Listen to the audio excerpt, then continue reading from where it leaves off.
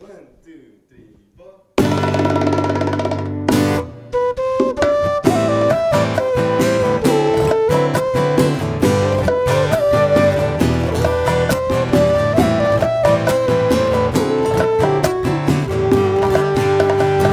Berlalulah sudah Ramadan, sebulan berpuasa. Tiba Syawal kita rayakan dengan rasa gembira.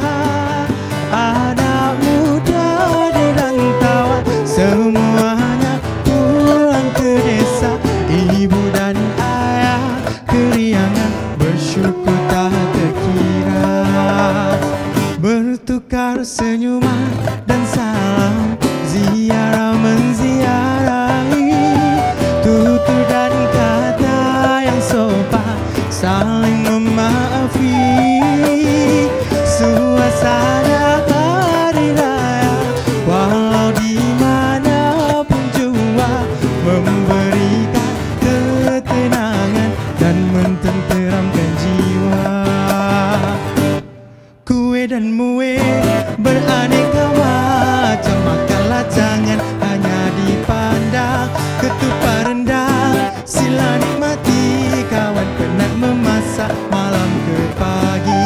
Wajib dan duduk jangan lupakan peninggalan nenek. Zaman berzaman asyik bersembang, pakcik dan makcik, hai duit raya lupa nak diberi.